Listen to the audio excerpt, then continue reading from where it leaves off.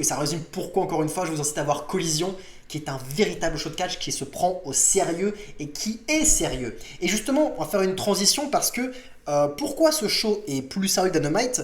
C'est parce que Collision est géré d'une main de fer, pas que par CM Punk, mais CM Punk fait quand même grandement partie de l'autorité principale de Collision, avec des producteurs évidemment et Tony Khan aussi. Mais il y a une véritable volonté que Collision soit différent de Dynamite. Et ça se ressent, ça se voit à la télé. Dans la sélection des talents qui va apparaître au show, mais aussi dans l'utilisation de matchs à stipulation ou de trop d'accessoires, de trop de trucs loufoques qui n'a pas lieu à Collision. Collision, on a très peu de dive avec sur du ring par les lutteurs, on a très peu de spots avec des tables, avec des échelles, hormis dans le match TLC qui a eu lieu récemment entre Buddy Matthews et Andrade El Idolo. Mais c'est vraiment un show qui rend le match normal, en tant que norme. Contrairement à Dynamite, où la norme est plus le match à stipulation, un peu stupide, avec des cascades de partout. Donc on a vraiment deux écuries qui s'affrontent, et c'est pourquoi AEW a du mal, qu'il y ait beaucoup de chaos dans les coulisses, c'est parce qu'on avait deux philosophies de catch, comme je vous l'expliquais, qui se confrontaient, les pros du business et les gymnastiques, les gymnastes qui ont cette nouvelle vision du catch qui ne plaît pas à tout le monde, qui a son public, je ne dis pas le contraire, mais qui ne plaît pas à tout le monde, et surtout qui ne plaît pas aux vieux de la vieille, et aux pros hardcore, aux vrais pros du business, comme les CM Punk, comme les FTR, comme tous ces gars-là, ou même des catcheurs modernes qui ont beaucoup à prendre et qui ont beaucoup plus de corps à tirer dans cette vision old school que dans cette vision moderne. Et je prends un exemple comme Powers, Hobbs ou Wardlow, ils ont beaucoup plus de cartes à jouer en embrassant le côté old school plutôt que le catch moderne. Ils peuvent vraiment devenir vraiment importants en embrassant cette vision du catch et non pas l'autre. Bref, donc on a apparemment CM Punk qui a fait beaucoup parler de lui et, et les journalistes se donnent à cœur joie pour le descendre et pour dire mon Dieu, CM Punk fait régner l'autorité dans les coulisses, il vire des gens dans les coulisses, des gens n'ont pas accès à Collision, c'est le chaos, le mec c'est l'autorité, il fait ce qu'il veut.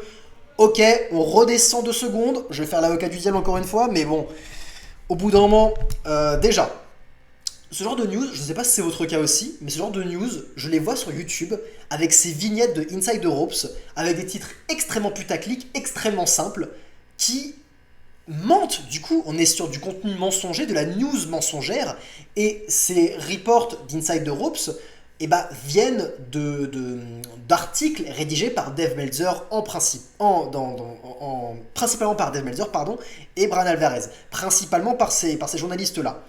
Inside the Ropes, mais grossit en fait la news, vulgarise la news venant de mecs qui sont hyper potes avec les Bucks, hyper potes avec Kenny Omega, hyper potes avec ça, et qui sont des anti-CM Punk. On l'a déjà expliqué, je vous laisse voir dans cette vidéo pour comprendre tout ça, mais il y a plein de choses qui le prouvent.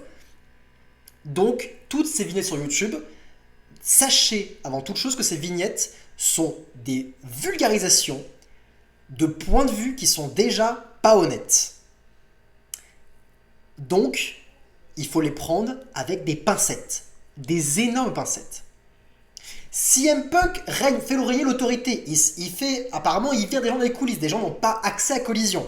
On a des retours sur Matt Hardy, qui n'aurait pas eu accès à Collision, sur le frère de Dolph Ziggler, qui n'aurait pas eu accès à Collision. Et pourquoi ça?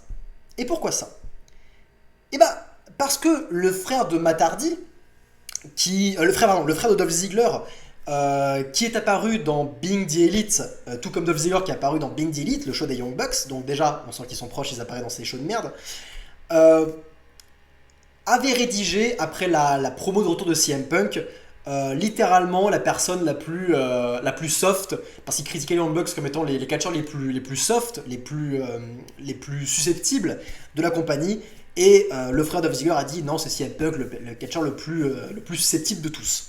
Donc évidemment, on sent de quel côté il est ce mec-là, et CM Punk ne veut pas, et ça se comprend directement. Si on se met à sa place, CM Punk, il est victime de, je vais dire harcèlement, c'est peut-être un gros mot, mais un immense mot.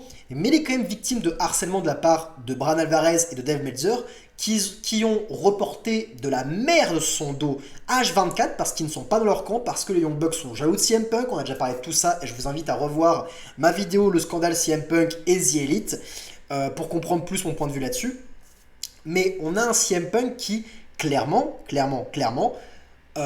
s'est fait harceler quelque part par tous ces catcheurs et tous ces journalistes qui sont de l'autre côté, qui sont contre lui, contre sa philosophie, parce que lui est une star qui veut faire régner de nouveau le nouveau catch, l'ancien catch, pardon, et cet ancien catch est en directe confrontation avec le catch que proposent les Young Bucks. Les Young Bucks ne veulent pas s'adapter à cette ancienne vision du catch, donc forcément, c'est deux visions qui sont différentes. C'est comme si t'avais un mec de gauche, un mec de droite, je veux dire, d'extrême gauche et d'extrême droite qui étaient forcés de bosser ensemble. Non, ça se confronte, c'est exactement pareil. Imaginez Marine Le Pen et Jean-Luc Mélenchon qui devraient être dans le même show de catch, qui devraient catcher tous les jours, et backstage, ça se bagarrait en termes de philosophie parce qu'ils sont pas dans la même dynamique. On est exactement, c'est peut-être une analogie un peu foireuse, mais on est quelque part sur la même chose. On peut comprendre tout ça.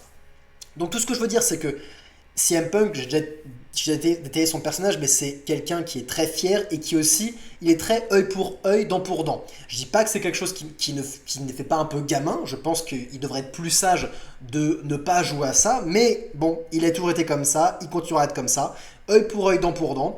Vous m'avez fait chier, vous m'avez harcelé, vous m'avez dit des trucs dans mon dos, vous avez fait régner une politique comme quoi apparemment je semais le chaos dans les coulisses. Vous savez quoi? Tous ces gens-là, tous ces gens qui sont du côté Young Bucks, qui disent de la merde sur mon dos et qui continuent à dire de la merde de temps en temps, et ben ils n'auront pas accès à Collision. Voilà, si vous les catchez à la Dynamite avec vos amis, moi, je veux pas avoir affaire à vous. Je veux pas avoir affaire à des mecs qui lancent des dramas sur Twitter, sur les réseaux sociaux. Vous, hors de Collision. Point barre.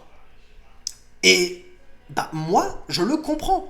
Je dis pas que c'est la bonne chose à faire. Je dis pas qu'en tant que star et figure autorité dans une compagnie, c'est la chose à faire. Je dis juste que je le comprends. Après tout le bullshit qu'il s'est pris, le mec, il en a plus rien à foutre en mode ah ouais, t'as joué à ça? Eh ben non, laisse tomber. T'auras pas accès à mon show. Point barre.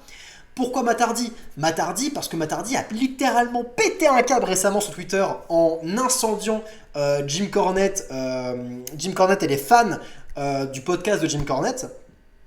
Parce que Jim Cornette est un pro-punk aussi.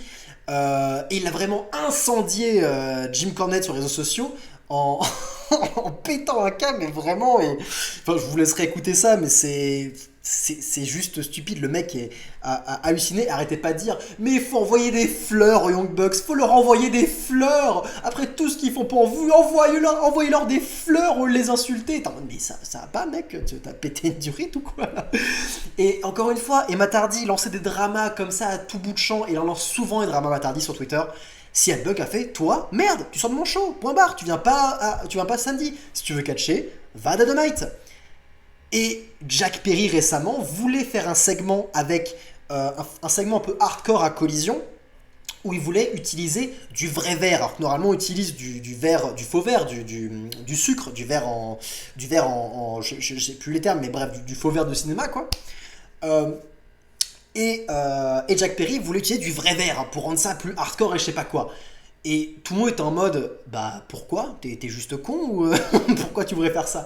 Et si un peu comprenait tellement pas la chose, qui soupçonnait Jack Perry de vouloir utiliser ça pour se blesser, pour apprendre, enfin d'avoir tellement mal pour justifier une blessure et pour justifier de prendre un peu de vacances. Et t'es en mode, non mais c'est mort, si tu veux faire ça, ce genre de segment-là, déjà, tu n'utilises pas du vrai verre dans mon show, et surtout, ce genre de segment à la con, bah si tu veux le faire, tu vas le faire à Dynamite, tu vas pas le faire à Collision.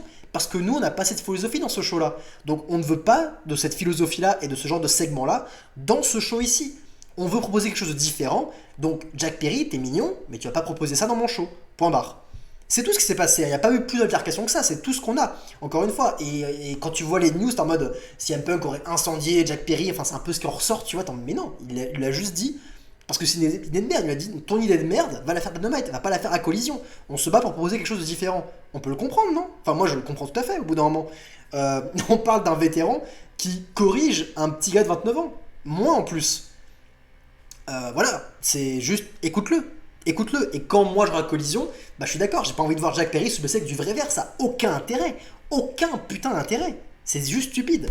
Donc bref, voilà, comme ça vous avez le point de vue de quelqu'un d'extérieur et qui fait l'avocat du diable, parce que clairement, quand tu vois les news, mais c'est tellement centré et tellement dirigé en faveur des Young Bucks que tu pètes un câble. Et on a besoin de journalistes et de journalistes qui ont plus de pouvoir pour faire, pas pour faire pour faire éclater la vérité, mais plutôt pour remettre un équilibre dans tout ça, parce qu'au bout d'un moment, putain, c'est compliqué quoi.